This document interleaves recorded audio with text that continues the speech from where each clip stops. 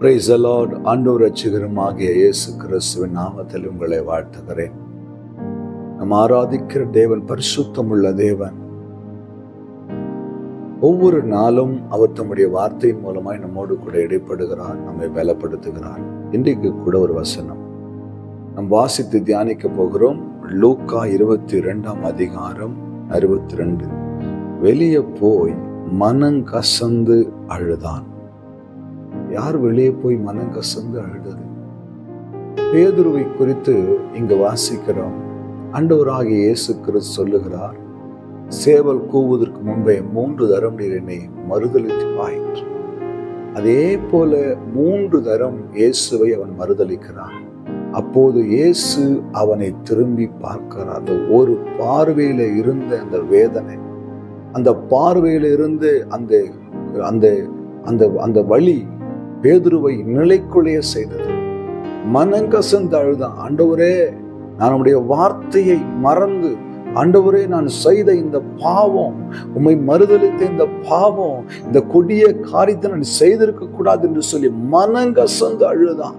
நல்லா கவனிங்க, எந்த பேதுரு இயேசுவை மறுதலித்தானோ அந்த பேதுரு மேல தான் கர்த்தர் சபையை கட்ட விரும்பினார். ஆடுகளை மேய்க்கிற அதிகாரத்தை அவன் கையில கொடுத்தார். வல்லமை உள்ள ஊழியக்காரனாய் எடுத்து பயன்படுத்தினார். தேவ பிள்ளைகளே, ஒருவேளை ஏதோ சில காரியங்கள், ஏதோ ஒரு நம்முடைய சுவாபங்கள், நம்முடைய ரகசிய பாவங்கள் ஆண்டவரை துக்கப்படுத்தி தேவனை வேதனைப்படுத்துகிற காரியங்களை செஞ்சிட்டீங்களா?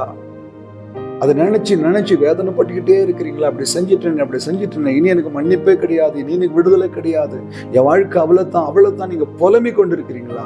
ஒண்ணு இல்லைங்க, பேதுருவை போல மனம் கசந்து அழுது தேவ சமூகத்துல மன்னிப்பு கேளுங்க.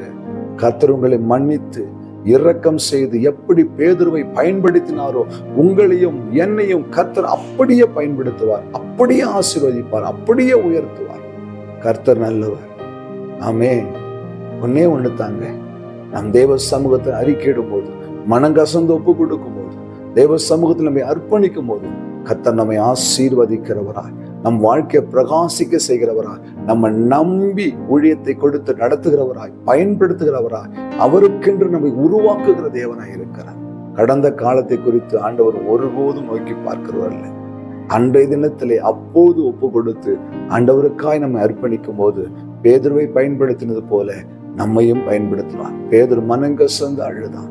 அந்த ஒவ்வொரு கண்ணீர் துளியிலும் அவன் செய்த எல்லா காரியங்களும் கரைந்து போயிடுச்சு. எடுத்து பேதுருவை வல்லமையாய் பயன்படுத்தினார். ஒப்பு கொடுங்களேன், கண்ணீர் விட்டு கதறுங்களேன், புதிய வாழ்க்கைக்காய் ஏங்குங்க. கர்த்தர் உங்களை ஆசீர்வதித்து மேன்மைப்படுத்தி உயர்த்தி அவருடைய உன்னதமான காரியங்களுக்கு உங்களை பயன்படுத்துவார். ஒப்பு கொடுக்கலாமா? அன்பும் இரக்கமுள்ள ஆண்டவர், இந்த வேலைக்காய் ஸ்தோத்திரம். தெரிந்தோ தெரியாமல் வாழ்க்கையில செய்த எல்லா குற்றங்களையும் மன்னித்து எங்களை ஆசீர்வதியும், எங்களை எடுத்து பயன்படுத்தும் இயேசு கிறிஸ்துவின் நாமத்தில் பிதாவே, ஆமென். அல்லேலூயா. God bless you.